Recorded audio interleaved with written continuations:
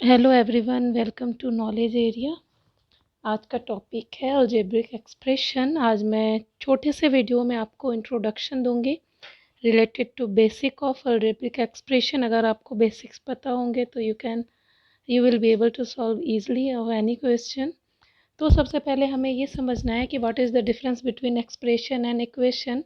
जैसे कि टॉपिक से हमें पता लग रहा है दिस इज़ अलजेब्रिक एक्सप्रेशन। तो जो एक्सप्रेशन होता है, जैसे यहाँ पे हमारे पास x+2 है, तो ये एक एक्सप्रेशन है। ठीक है, तो अगर यहाँ पे इक्वल टू का साइन आ जाता है, इक्वल टू 8, तो दैट इज़ अ इक्वेशन। ये इक्वेशन है, ये एक्सप्रेशन है। तो ये आपको डिफरेंस पता होनी चाहिए। ये एक एक्सप्रेशन है, ये इक्वेशन है। जिसमें भी हमारा इक्वल टू का साइन आता है तो उसको हम एक इक्वेशन बोलते हैं। ठीक है, तो एक एक्सप्रेशन हम लेते हैं, जैसे 2x y है प्लस 3x प्लस 6। इसमें मैं आपको डिटेल बताऊंगी रिलेटेड टू अलजेब्रिक एक्सप्रेशन। तो इसमें देखो, यहाँ पे है एक वेरिएबल होता है, वेरिएबल। अब इसमें वेरिएबल कौन है जिसको हम वैल्यू पुट कर सकते हैं। जैसे यहाँ x है, y है एंड यहाँ भी x है, तो हम इसको वैल्यू दे सकते हैं। तो they are called variables. x and y variable हैं, और जो x y के साथ में है और इस x के साथ में है, इसको हम बोलते हैं कोफिशिएंट, जो वेरिएबल के साथ में आता है।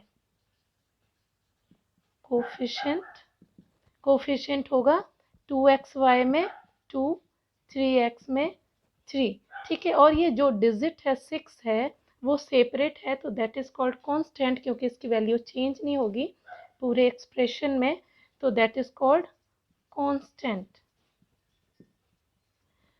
और एक चीज़ है कि टर्म्स क्या होते हैं। तो यहाँ पे हमने देखना है कि ये जो एडिशन का साइन है, अगर हम एडिशन को हटाते हैं तो ये सेपरेट हो जाते हैं, तो इसको हम टर्म्स बोलेंगे।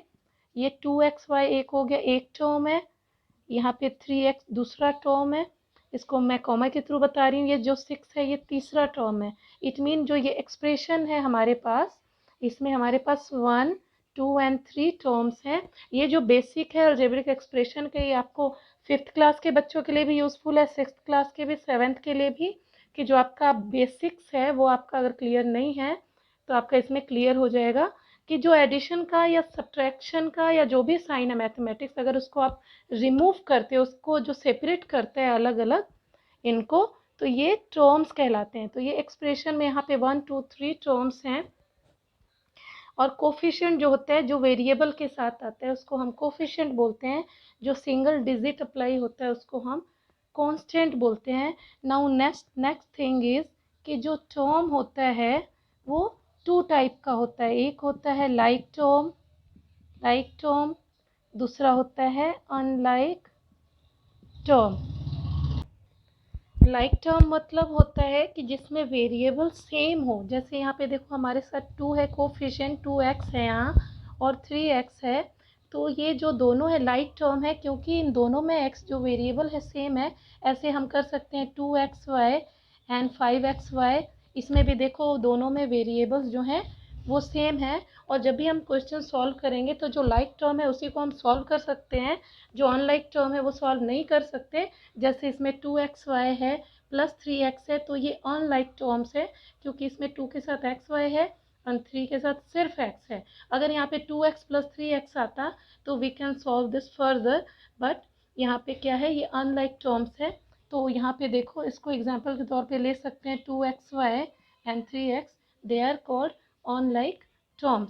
यहाँ या यहाँ पे 5z या 2x, दोनों में देखो, इसमें z है इसमें x है, तो ये अनलाइक टर्म है।